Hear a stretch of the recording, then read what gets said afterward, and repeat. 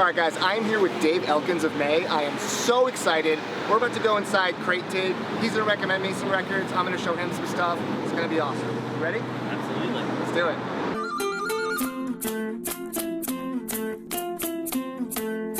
All right, Dave, thank you so much for coming and doing this video. My pleasure. I have been a huge fan of your music for a very long time. Thank you. And congrats today, the day that this is filming, not the day it comes out, but the day this is filming is the album release day for Multisensory Aesthetic Experience, so congrats. Thank you. It's our first album that we put out in 11 plus years. It's been a while. Feels like it's been a while. I was jonesing for a new May album, and let me tell you, I've listened twice already since midnight.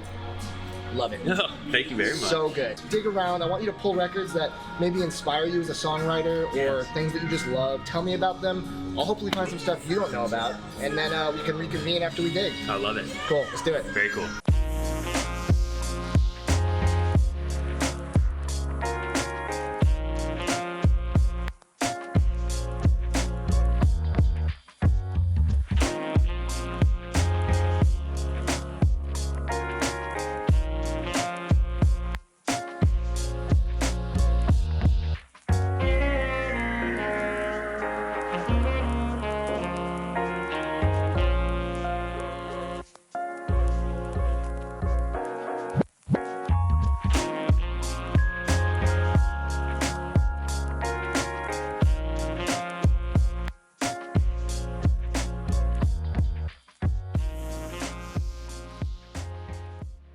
I want to see what you picked, so let's hear it. The Beatles' Revolver.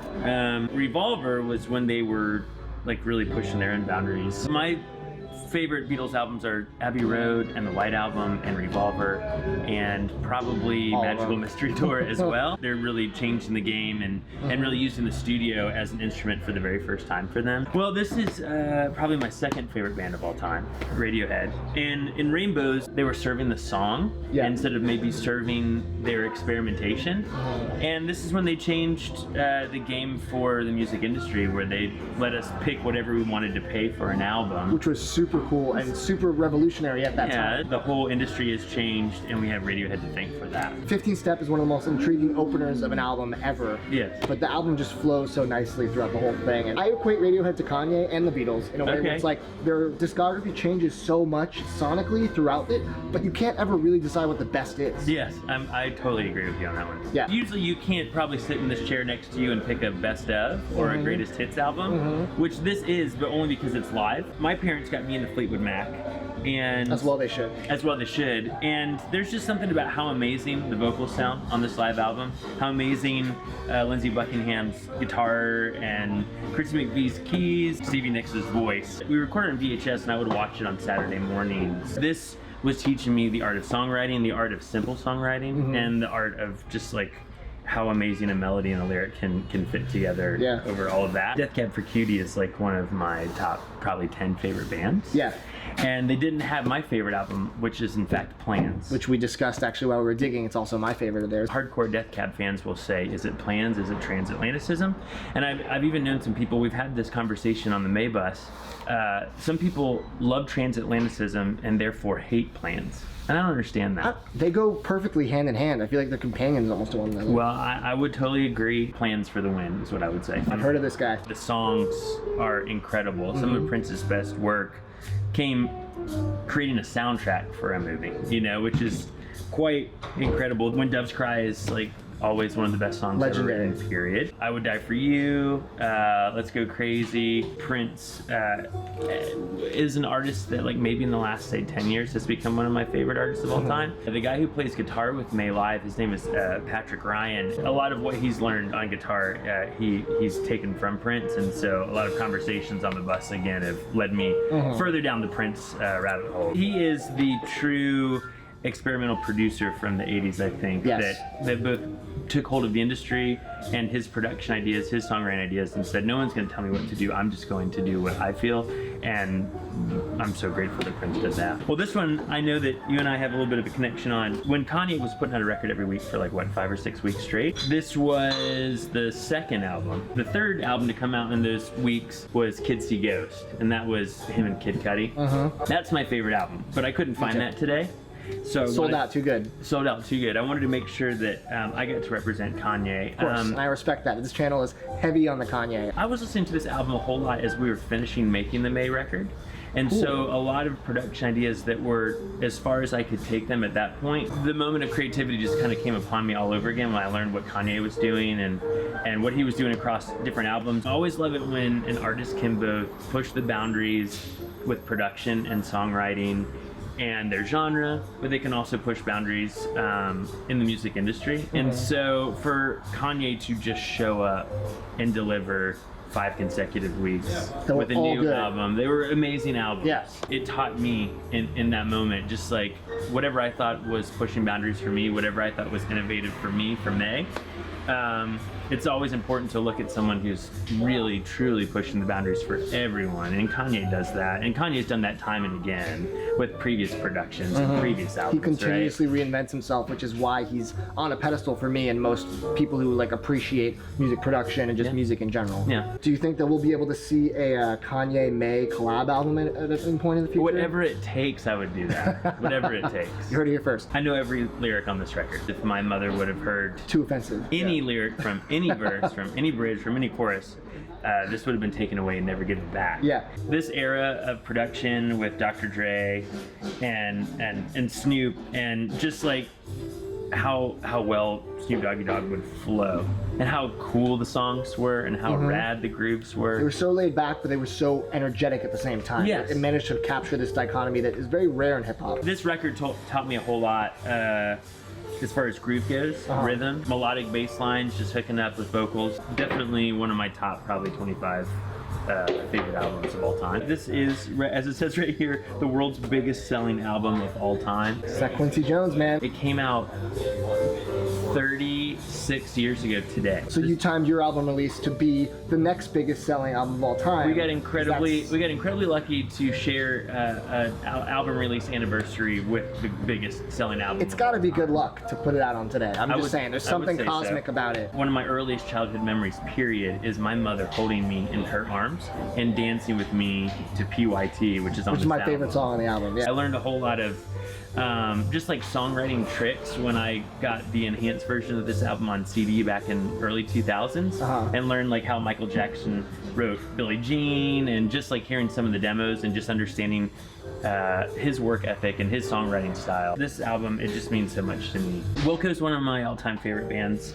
as well, and Sky Blue Sky, I think Wilco continues to write great songs with each album. Jeff Tweedy is an amazing lyricist, and everyone in his band is like an all-star at this point. But this one is very special to me. It's very special to me in May, because that was a record that all of us sort of connected together over. Oh, that's cool.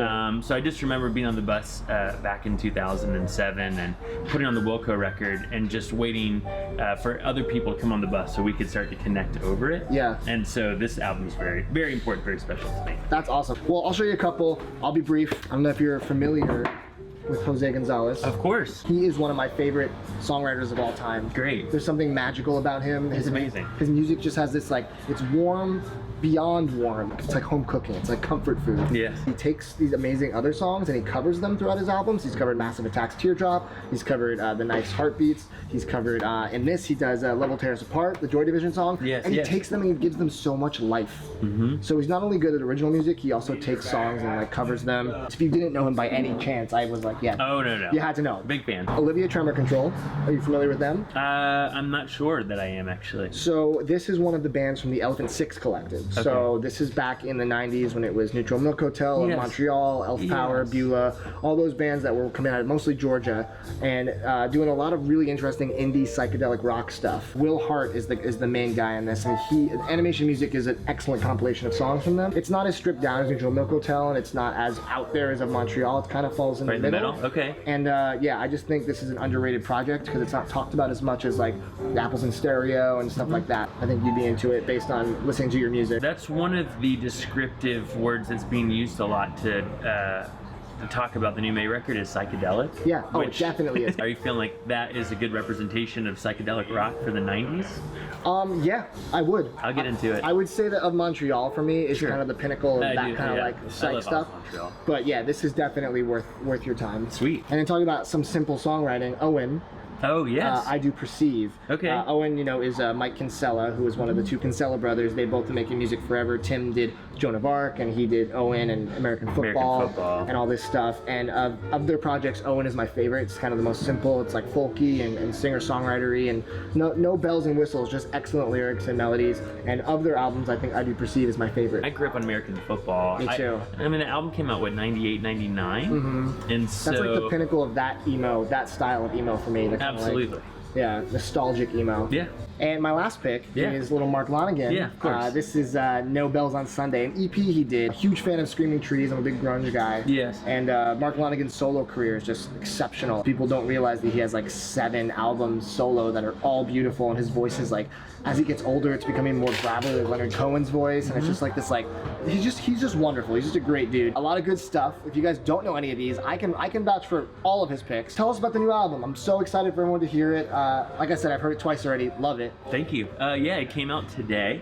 It is our self-titled album, finally. The band May stands for Multisensory Aesthetic Experience, always has. Interesting. I always thought it was morning, afternoon, evening because of the EPs that you put out. Yeah, we got clever on the morning, afternoon, and evening EPs back in 2009. Yeah. But when I met our drummer Jacob in college back in 2001, he had come up with the band name based on this idea: Multisensory Aesthetic Experience, basically music and art for all of your senses. We've been on a break for a number of years, and so to come back out with our first album in over 11 years, we're getting as psychedelic and as multisensory as we possibly can. We're doing a lot of virtual reality to accompany. I saw you with the headsets and yes. We've got a version of the album that we're calling the experiential album that includes VR, AR, haptics, so feel and fragrance, as well as hopefully we can partner up with someone like a